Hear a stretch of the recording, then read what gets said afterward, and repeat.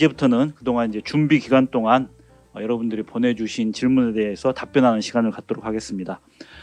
많은 분들이 궁금해하신 주요 사항 위주로 질의응답을 하고 그 외의 질문들에 대해서는 유튜브에 율촌 중대재해센터 TV에서 다룰 예정입니다. 예, 먼저 첫 번째 질문 한번 보겠습니다. 네, 경영 책임자의 판단 기준에 관해서 여러 가지 질문들이 하셨는데요. 예, 대표이사 한 명이 여러 법인 대표를 겸임하는 경우라든가 모회사 자회사 관계, 그리고 CSO의 권한 부여 정도에 따라서 경영 책임자 판단을 어떻게 해야 되는지에 대해서 질의가 들어왔습니다. 박하영 변호사님 설명 부탁드립니다. 예, 박하영 변호사입니다. 그 경영 책임자 판단 기준 관련해서 이제 세 가지 질문인데 결국은 하나의 카테고리로 묶어서 답변드리도록 하겠습니다.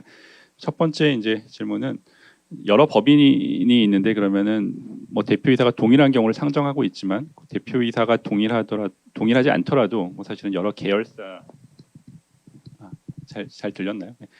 여러 사실은 계열사 내지는 모기업 자기업을 볼 수 있는 다양한 경우를 이제 상정해 볼 수 있을 텐데 사실은 같은 그룹 내이더라도 사실은 법인마다 다 다르기 때문에 법인격이 다 다르기 때문에 원칙적으로는 안전보건 확보 의무를 개별 법인별로 준수해야 되는 경우가 당연할 것으로 일단 생각이 됩니다.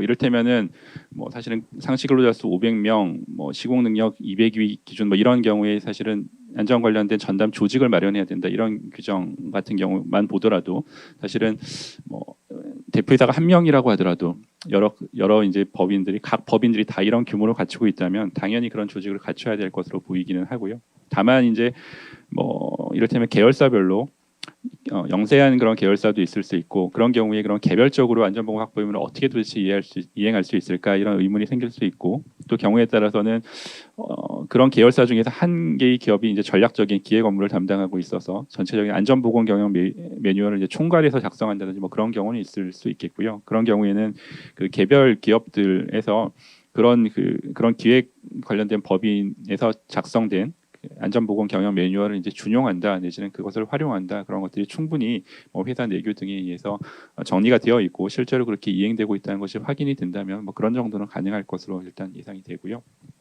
이해가 되고요. 두 번째는 이제 모자 관계에서 이제 법인격이 이제 부인될 정도로 자회사의 실체가 미미한 경우에는 사실은 모회사 대표의 경우에도 경영 책임자로 봐서 그 자회사에서 발생한 중대재해 사건에 대한 책임이 있지 않을까 이런 취지의 질문으로 이해가 되는데 당연히 그럴 것 같습니다. 법인격이 부인될 정도로 자회사의 실체가 미미하자면 실질적으로 이제 모회사에서 그 회사를 지배 운영한 것으로 볼 수 있을 테고 법인격이 부인될 정도에 이르지 않더라도 실질적으로 모회사에서 지배 운영한 것으로 볼 수 있는 여지가 충분히 있다면 위임전결 규정이라든지 결제 서류라든지 안전보건 경영 매뉴얼상의 이제 보고 체계라든지 그런 거에 이제 이를테면 모회사의 대표께 충분하게 보고되는 것으로 기재가 되어 있다면 경우에 따라 자회사에서 발생한 사고에 대해서 모기업의 대표께 책임을 물을 수 있는 여지가 충분히 있다고 생각이 됩니다. 세 번째로는 그 CSO의 실질적인 권한 부여 여부, 그러니까 CEO의 책임이냐 CSO의 책임이냐 이런 게 아마 논란되는 것과 관련해서 CSO에게 충분한 권한을 부여하였는지 여부에 대한 질문으로 이해가 되고요.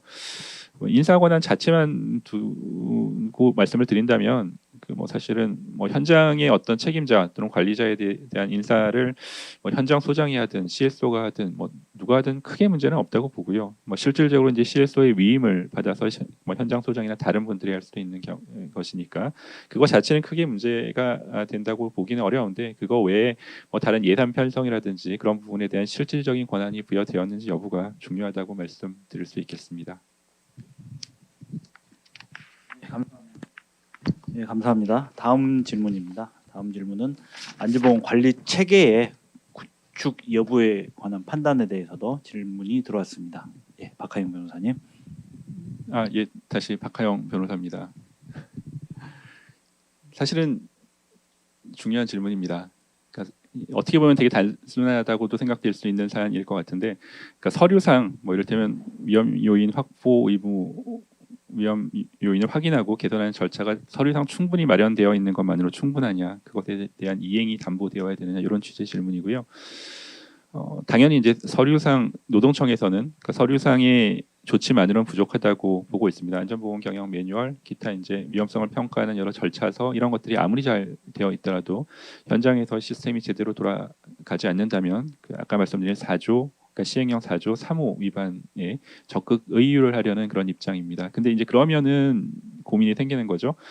그러니까 서류를 그럼 완벽하게 하게 되면 서류를 완벽하게 하면 할수록 그거를 제대로 이행하기는 어려울 테고 대신에 서류를 그러니까 절차를 대충 마련하게 되면 그걸 이행하기는 정말 쉬울 텐데 그 딜레마 중에서 과연 어느 영역을 택해야 될 것이냐 이런 부분인데 근데 설사 일부 이행하지 못하는 물론 이제 제일 좋은 거는 완벽한 절차서를 만들고 그것을 완벽하게 이행하는 것이 가장 바람직하겠지만 그게 만약에 곤란하거나 현실적으로 불가능하다고 하면 저희가 상정할 수 있는 가장 최선의 절차선을 만들고 다소 미흡한 부분이 있더라도 그런 이행 정도를 지속적으로 끌어올려가는 것이 사실은 법 취지에 맞고 그 반대의 경우를 상정해 보면 대충 만들어서 그냥 모든 것을 다 이행했다 우리는 책임 없는 것이 아니냐라는 주장을 한다면 사실 노동청에서 전혀 받아들여질 것 같지 않고 법 취지상 그런 것은 좀 무리한 주장일 것으로 그 생각이 됩니다. 그 정도로 답변이 충분히 될 것으로 생각을 하고요. 이상으로 마치겠습니다.